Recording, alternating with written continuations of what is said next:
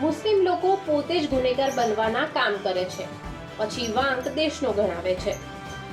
अगर तुम्हें मुल्क से लगाव ना हो तो जहाँ रहता हूँ मैं, जो मेरा मुल्क है, जिसमें मुसलमानों ने आजादी की लड़ाई में बड़ी कुर्बानियां दी हैं, मुसलमान आज तक कभी उसने गद्दारी देश से नहीं की है। ये पूरी हिस्ट्री भरी हुई इससे है और उन मुसलमानों को आज गद्दार कहा जा रहा है। ये मुल्क आजाद हुआ था तो मुसलमान, जब हिंदुस्तान पाकिस्तान बना था, मुसलमान पाकिस्तान जा रहा था, लेकिन उसको वादा किया गया था कि इस मुल्क में तुमको मदद नहीं, तुमको तुम्हारा हक दिया जाएगा। कौन सा हक मिल रहा है आपको आज?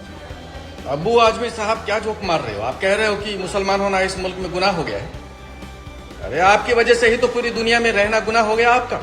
आपकी हरकतों की वजह से ही आपका रहना गुनाह हो रहा है। ऐसा कोई मुल्क नहीं छोड़ा है आपने जहां पर आपने साजिश नहीं रची होती। और तुम्हारी कौम के कारण ही कहीं भी शांति बची ही नहीं। जिसने भी तुमको पाला तुमने उसी को काट दिया। जिस मुल्क ने तुम्हें शरण दिया उसी मुल्क में तुमने उत्पात मचाया, आतंक मचाया।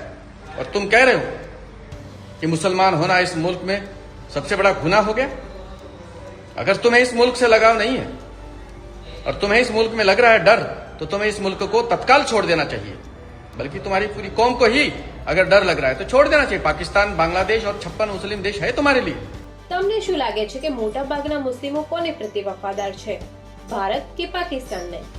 મુસ્લિમ લોકો પોતે જ ગુનેગાર બનવાના કામ કરે છે, પછી વાંક દેશનો ગણાવે છે। अगर तुम्हें मुल्क से लगाव ना हो तो जहाँ रहता हूँ मैं, जो मेरा मुल्क है, जिसमें मुसलमानों ने आजादी की लड़ाई में बड़ी कुर्बानियां दी हैं, मुसलमान आज तक कभी उसने गद्दारी देश से नहीं की है। ये पूरी हिस्ट्री भरी हुई इससे है और उन मुसलमानों को आज गद्दार कहा जा रहा है। ये मुल्क आजाद हुआ था तो मुसलमान, जब हिंदुस्तान पाकिस्तान बना था, मुसलमान पाकिस्तान जा रहा था, लेकिन उसको वादा किया गया था कि इस मुल्क में तुमको मदद नहीं, तुमको तुम्हारा हक दिया जाएगा। कौन सा हक मिल रहा है आपको आज? अब्बू आजमी साहब क्या जोक मार रहे हो? आप कह रहे हो कि मुसलमान होना इस मुल्क में गुनाह हो गया है। अरे आपकी वजह से ही तो पूरी दुनिया में रहना गुनाह हो गया आपका। आपकी हरकतों की वजह से ही आपका रहना गुनाह हो रहा है। ऐसा कोई मुल्क नहीं छोड़ा है आपने जहां पर आपने साजिश नहीं रची होती। और तुम्हारी कौम के कारण ही कहीं भी शांति बची ही नहीं। जिसने भी तुमको पाला तुमने उसी को काट दिया। जिस मुल्क ने तुम्हें शरण दिया उसी मुल्क में तुमने उत्पात मचाया, आतंक मचाया। और तुम कह रहे हो कि मुसलमान होना इस मुल्क में सबसे बड़ा गुनाह हो गया।